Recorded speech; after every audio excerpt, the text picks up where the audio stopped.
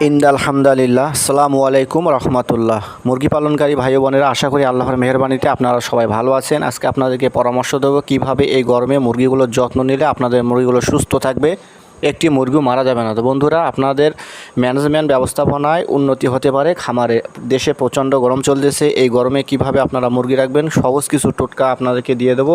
এর মাধ্যমে আপনার মুরগিগুলো সুস্থ রাখতে পারবেন। তো প্রিয় বন্ধুরা, এই প্রথম পর্যায়ে আপনারা চেষ্টা করবেন মুরগির ঘর ছায়াযুক্ত এলাকায় রাখার জন্য, অথবা সেটি যাতে ছায়াযুক্ত এলাকায় হয় সেই ব্যবস্থা আপনারা করবেন। আর যদি ভাসমান ঘর হয়ে থাকে তাহলে ঘরটি আপনারা অবশ্যই যেখানে ছায়া থাকে সেখানে নিয়ে যাওয়ার ব্যবস্থা করবেন। আর পারলে আপনারা ঘরের উপর গ্রিন শেড অথবা পানি দেওয়ার ব্যবস্থা করবেন। আর ভিতরে যে সমস্ত কাজ করলে মুরগিগুলো সুস্থ থাকবে সেটি হলো, প্রথমত আপনারা মুরগিকে সিবিট, আমরা মানুষের যে সিবিট খাই, এই সিবিট আপনারা 1 লিটার পানিতে 5টি থেকে 6টি পানি 1 লিটার পানির সঙ্গে মিক্সড করে মুরগিকে সপ্তাহে 1 দিন করে অথবা 2 দিন করে খেতে দিবেন।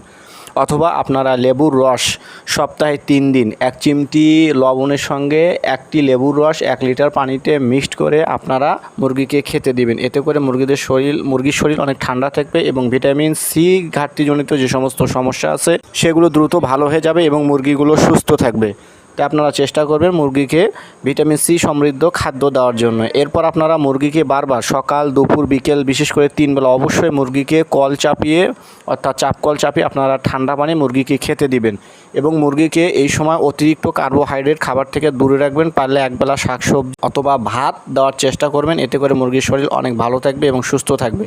এবং ডিম পাড়া মুরগিকে আপনারা একবেলা করে খাদ্য দিবেন, আর একবেলা করে আপনারা অন্য জাতীয় যে সমস্ত খাদ্য আছে যেমন খুদ, গম ভাঙ্গা, ভুট্টা ভাঙ্গা এগুলো আপনারা দেবেন।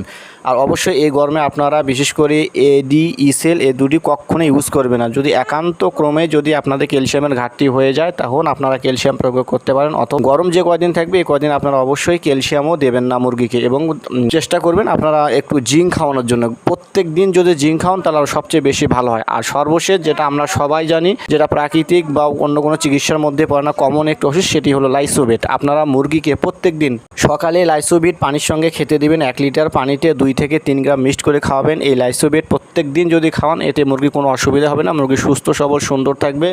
মুরগির গরমজনিত যে সমস্ত লবণের ঘাটতি বা অন্যান্য যে সমস্ত ঘাটতি হয় সে সমস্ত ঘাটতি থেকে মুরগি সুস্থ থাকবে।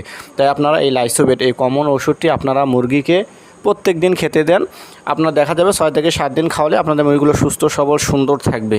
তো বন্ধুরা, আর পাশাপাশি আপনারা চেষ্টা করবেন মুরগির গা ঠিক এভাবে পানি দিয়ে স্প্রে করে দিবেন ঠিক দুপুরবেলা করে। এতে করে মুরগির শরীর অনেক ভালো থাকবে, ঠান্ডা থাকবে। আর যদি মুরগির ঘরে ফ্যান দেওয়ার ব্যবস্থা হয় তাহলে ফ্যান দেবেন, না হলে কোনো প্রয়োজন নাই। আর মুরগির ঘর আবারও বলতেছি ঠান্ডা রাখার চেষ্টা করবেন গরমে। আর অতিরিক্ত গরমে মুরগির ডিম উৎপাদন কমে আসে এবং মাংসের উৎপাদন কমে আসে। তার একটাই কারণ, অতিরিক্ত গরমে মুরগি খাবার খেতে চায় না। তাই আপনারা বারবার পানি খেতে দিবেন, ঠান্ডা পানি। আর ঠান্ডা পানি যখনই খাবে তাহলে মুরগির দানাদার খাদ্যের প্রতি একটু চাহিদা বেড়ে যাবে, তখন হয়তোবা একটু স্বাভাবিক অবস্থা বিরাজ করবে ডিম এবং মাংসের উৎপাদনের ক্ষেত্রে।